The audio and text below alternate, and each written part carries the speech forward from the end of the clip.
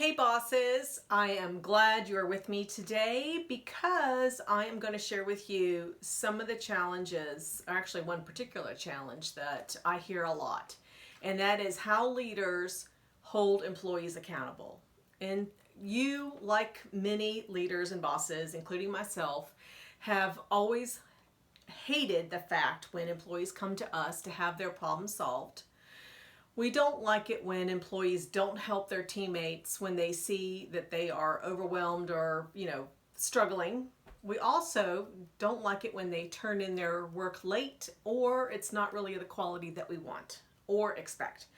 So, in a sense, really, we have to learn how to hold our employees accountable in order to get changes. If you want your employees to, and just flip it,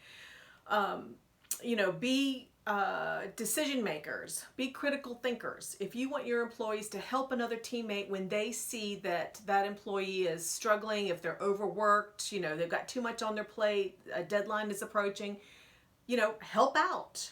If you want your employees to turn in high quality work and also do it on time, then accountability needs to happen. So I'm Dr. Heather Williamson with the Transformation Group, and welcome back to the channel.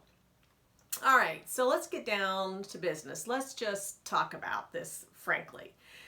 If you want a team or, employees to be held accountable and start holding themselves accountable, then you as a boss need to create that culture of accountability. It's no one's responsibility but yours. And, managing employees can be a challenge at times. And, as I always say, management is not for the weak. However, when it comes to accountability, that's your responsibility. All right, so let's go ahead and start talking about, I want to share with you 4 tips that you can implement starting today on how you can hold your employees accountable. All right, so tip 1 is communicating clear expectations. And it seems like I talk a lot about communication because it is the biggest challenge within organizations. But if you really think about it, if your employees are not clear on what the expectations are, then it's your fault. It is your fault, and I'm just going to put it out there blankly. All right.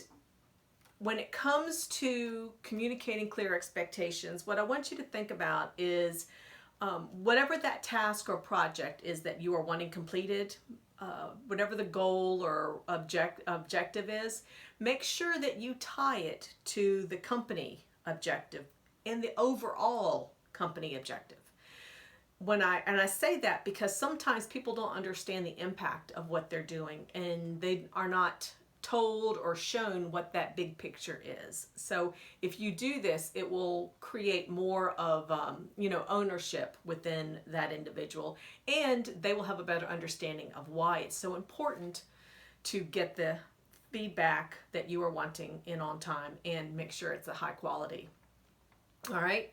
So when it comes to clearly communicating expectations, make sure that you communicate what the objectives are, and also tie it, make sure it's being held accountable to a specific person and that it is written down.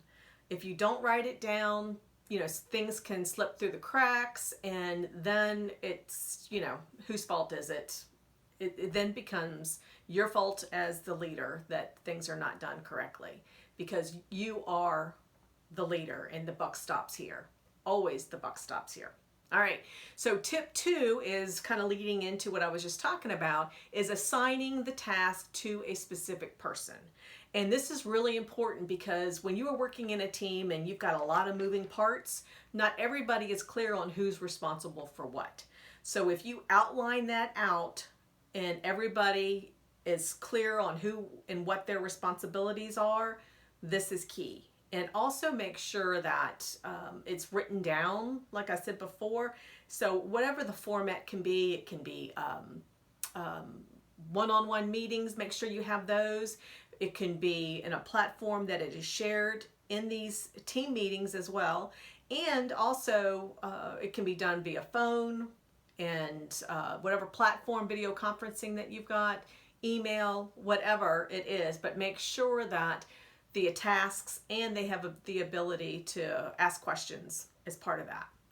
Tip 3 is follow-up, which leads perfectly from what I was just talking about into tip 3, which is follow-up. All right, so with follow-up, make sure that things don't fall through the cracks. There are misunderstandings, and to do this, you need to touch base with your people because you need to know where they are on things. And this also comes back to accountability. So that can be, whatever forms that I was talking about earlier. It can also mean just, touching base and say, hey, how are things going? Do you need help from me in any way? Do you need any resources?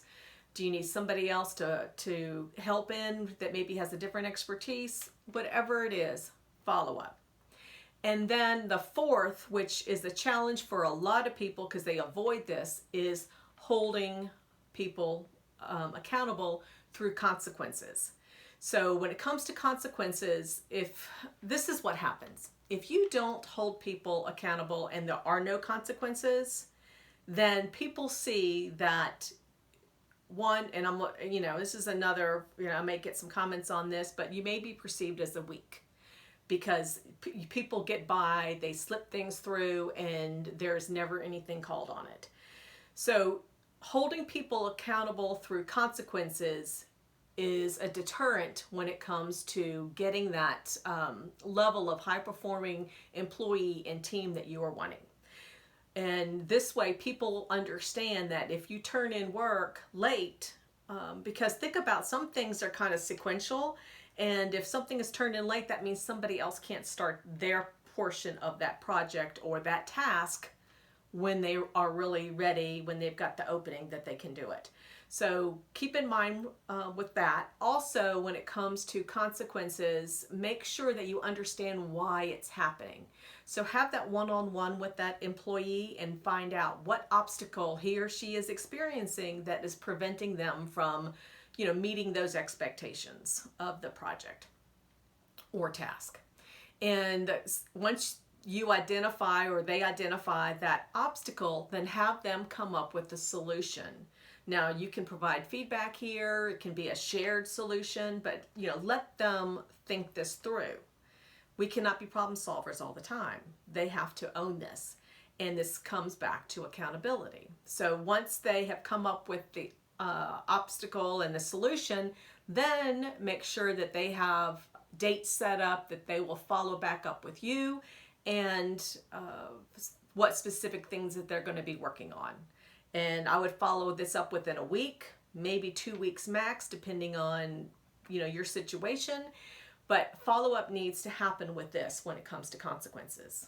All right. And then if it continues to happen, that's when other measures can come into play. Obviously have another conversation, but this is when maybe a write-up happens in their file or, whatever method is within your organization. But consequences are key because once people see that you are holding everybody accountable equally, then this changes the whole, the whole vibe of the group. It really does. So hopefully this helps. Let me recap those 4 tips again to holding employees accountable. 1 is communicate clear expectations. 2 is to make sure that you are assigning a task or a project to a specific person. 3 is to follow up, and then 4 is to hold accountable. Make consequences. Sorry. So anyway, hopefully those 4 tips will help you hold your employees accountable. And with that, if you found some value in this, don't forget to like and share below. And also feel free to make any comments. One last thing, don't forget to subscribe. And with that, thanks again for watching, and I am so looking forward to hearing from you how your employees are now being held accountable and the successes that you guys are achieving. So with that, now go out and be that boss that your employees want to work for. All right? Bye.